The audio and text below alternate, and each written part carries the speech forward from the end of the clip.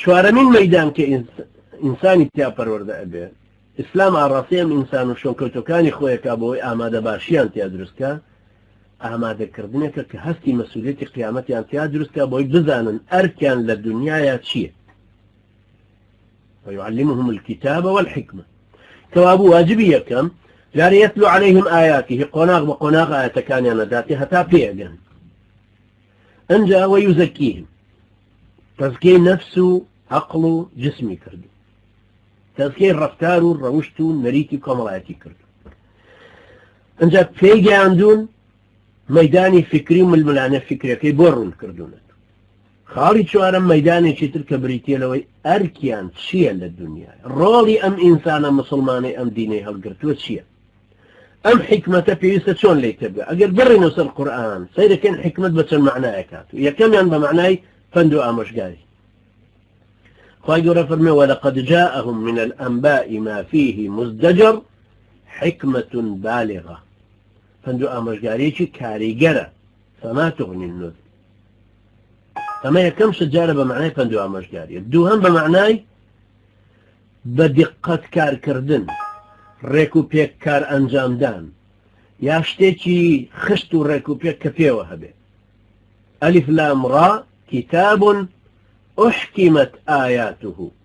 ثم فصلت ئەم قورئانە هەموو ئاەتەکانی ڕیزبەندیەکی بە قووەت و بیناسازیەکی بە قووەتی تیا پاشان لەلایەن خوای پەروەردگارەوە تەفسیلی دراوەتێ ثم فصلت من لدن حكيم خبير پیغمبری نازر عليه الصلاة والسلام لحديث صحيح بخاري فرمى الحكمة الإصابة في غير النبوة لبرو پیغمبريتي بوحي إيشكا هر وقتك پیغمبر عليه الصلاة والسلام يا إيشا پیغمبران الراسيك ومرقى مسلمان كي خوي كركلا قليتي بوحي توجيهك على مربي يستوري بقرن مخالفتيانك بلام لغير وحيا بريتيانا شيء الحكمة الإصابة في غير النبوة حكمتك بريتيانا دانایی برانی برزم سیری کن لکردیا زور و شکان جوانا زانایی توانایی دانایی زانایی اوه که پی بشتك ابا بدقا كان ابا الحكمة او الكتاب والحكمة اما الزانایی و دانایی يعلمهم الكتاب او كسيك شارة ذي قرآن وحديثك بيبا زانا بلام شرطنية لتطبيق عملية في بواقعك ببا فبريمان ابن القيم رحمة إخواني بيفرمي أو كسيك في ويستا دقا كان تنفيسك فتوى بدا في ويسي بشارة زي دوشته يا كم دقا كان هو الزانايك يا دوهم بواقعي خلقك توجد دانايك لداناي شكاري سياسية لداناي زيركي مخابراتي وفيفي بردنا لداناي كاركردن دوزينوي ياسر رسائي آبوريك بتواني خدمتي برفايتك يتبكي أوش ديسان معناه تري حكمته معناه تري بريتيان لتكم بالحكمة ولأبين لكم بعض الذي تختلفون فيه من حلم بوهنا أو حليك إيوتيا ناكوكن من براوبر دقكم بوهنا كحلي وشارة سري أو شاشانة تانشي كوابو كخواي قرا فرمي يعلمهم الكتاب والحكمة فيري أول شيء أنا كتشون شارة سري شاشكان يام الحكمة ضالة المؤمن في غمر عليه الصلاة والسلام فرمي حكمتيش شتيشي اللي بزربوين مسلمانة فحيث وجدها لهر شوينك جوزية وبينية فهو أحق بها أو شاين ترها بقداته خراب وخوي فكاري بين تبو مسلمانة كان يخوي معناه تري حكمة بريتي الله توانایی بسر لێک هەڵاوێردنی چەوت و ڕاز هەڵاوێردنی بەسوود و زیان بەخش ئەمانە کە لە یەکتری جیاکرێتەوە فرقانە خوای گەورە فەرمێ يا أيها الذين آمنوا إن تتقوا الله يجعل لكم فرقانا مفسرين لسر أما متفقا لويك خواهي قرأ فرمي أيو كسان إيمان تان هناو أقر تقوى إخواتان هبي خواهي قرأ فرقان تان دات مفسرين فرمون فرقان يعني قدرتي جو كردنوي حق وباطل تواناي هلا وردني تشوت الراس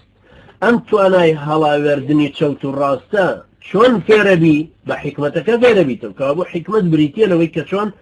بتواني جايكتو أويك نايزاني أويك فيربي وأنزل الله عليك الكتاب والحكمة وعلمك ما لم تكن تعلم أوشي فير كردويك ندزاني ئێستا ئەزانی باس و خواسەکان کە بە قورئانەکە بۆ هاتووە لەژێر ڕۆشنایی ئاەتی قورئانە الكتاب فێری الحکمە کەژەبی يؤتي الحكمة من يشاء خواهي قرأ قربية حكمة بهر كسبة بيه بخشي ومن يؤتى الحكمة فقد أوتي خيرا كثيرا هر كسي كشك حكمتي بدرتي داناي بدرتي براسي خير وبركتي چزور رجاو بسري شتي چزور قوري داوي مانای چی تری حکمت بریتیە لە تێگەیشتن و زانین پەیپێبردن و درکردن ولقد آتينا لقمان الحكمة أن يشكر لله ومن يشكر فإنما يشكر لنفسه ومن كفر فإن الله غني حميد لقمان كخوای گەورە لە سوورەی لقمان باسی كافرمي حكمت ما بيداب الحديث صحيح شاهاتو كافرمي أنا دار الحكمة من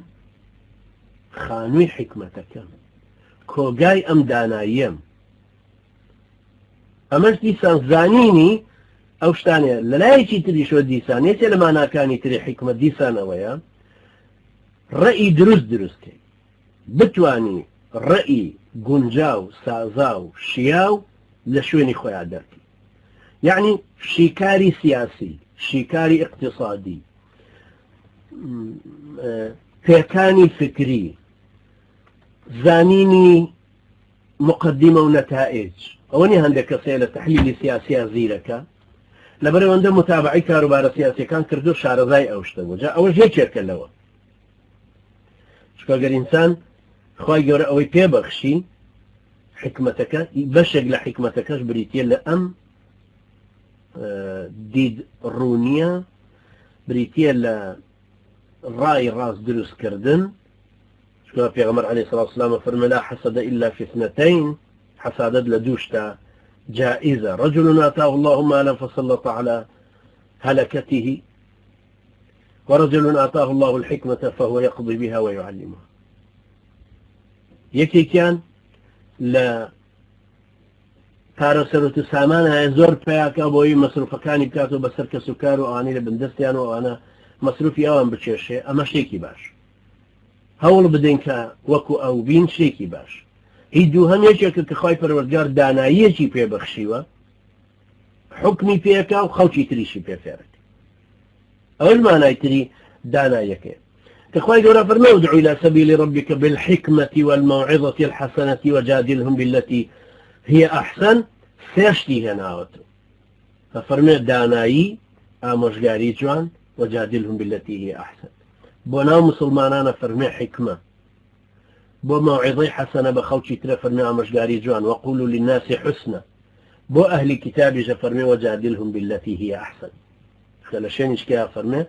ولا تجادلوا أهل الكتاب إلا بالتي هي أحسن أنا ما ويك أفرمي أن جاء وقتل داود جالوت وآتاه الله الملك والحكمة وعلمه ما يشاء ده صلاتي في بخشي أن جاء حكمتي شي في بخشي داناي شي في بخشي بس ما كان لسورة يوسف أو ثمانية شغلوك حكمة خواي فرجال بخشيتي بسورة يوسف شيكاري خونة شيكاري أو واقعية خواي فرجال لخوني خلقك وفيريك كتشي بسر أحداث كانت شون ديت فيش مقدمة ونتيجة كان فيك وربط كاتو كوابو دانایی دوای ئەوەی کە فێرەبی يتلو عليهم آياته ويزكيهم ويعلمهم الكتاب والحكمة فێری ئەم داناییەبی ئەمجا داناییەکە هەموو مەجالێکی تری ژیانەگرێت ئەو کەسێک کە باشە زانێ پلاندانە و نەخشەوانێکی ڕێک و پێکە و استراتیژێت و قۆناغەکانی دیاری کردو ئەتوانێت دیاری کە چۆن تەنفیز دەکرێت ئیدارەیەکی باشی بۆ داناوە چاودێرێکی بەهێزی بەسەرا داناوە ئەمە حکمت ئەمە دانایە ئەم کەس ئەو کەسەش دانایە کە ئەزانێ چۆن یاسای ڕۆژانەمان لە دەستورە گشتگیرەکەی ئیسلام وەرگری ئەو کەسە دانایە کە بزانین چۆن کۆمەڵکاریەکەمان بەهێزترکەین ئەو کەسە دانایە کە بزانێت چۆن قۆناغی داهاتوومان هێزێکی بەقووەت و کاریگەری لە کوردستانە پێ دروستکەین ئەو کەسە دانایە کە ئەتوانێت دەستگایەکی مخابراتی بۆ کۆکردنەوەی زانیاری بۆ کەشفکردنی جاسوس لە ناوڕیزی مسلمانان و بۆ گوێبڕینیان دروستکە ئەو کەسە دانایە ئەو کەسەش دانایە کە بزانێت ڕێبازی بانگەواز و شێوازی کۆمەڵکاری و شێوازی گەیاندنی ئەم بەلاغە دینی و پۆلێنکردنی خەڵکی و مانە ئەولەویەتی گەیاندنەوەی بانگەوازەکە دیاری بکە لەگەڵ هەر ئاست و مستەوا و پۆلێکی خەڵکە ئەو کەسە دانایە بەتێک ئەو کەسێک کە بزانێت چۆن ڕەفتار و ڕەوشی خەڵکەکە ئەگۆڕێ و ڕاستیەکات و بەرەو ئیسلامەتێکیان نهێنێتەوە ئەو کەسە دانایە بەتێک ئەو کەسێک کە ئەزانێ جیاوازی نێوان خەڵکەکان و جۆرەهای شخصیەتەکان لە یەکتر جیا ئەکاتەوە لەگەڵ هەر شخصیەتێکە جۆرێک ئاراستی قورئان و ئیسلامیانەداتێ بەتەکید دانایە لە ئوسلوبی بانگەوازی خۆیان مەجالاتێکی زۆر هەیە کە ئینسانی مسلمان بواری بۆ کراوەتەوە ئەم دانایی خۆی تیا بسلمێت لە دانایی ئەم ئینسانە مسلمانەیە کە بزانێت ئەم تەکنۆلۆژیە تازەیە چۆن بەکاردێن یەکێ زۆر شارەزای سایتێکی زۆر شارەزای ژوورە پاڵتۆکێکی شارەزای ئیتیفالاتێکی چکە شارەزای ئەوەیە کە چۆن پەیوەستیان کاتەوە لەگەڵ یەکتری ئەمانە هەمووی دانایی ئەوێ بەڕاستی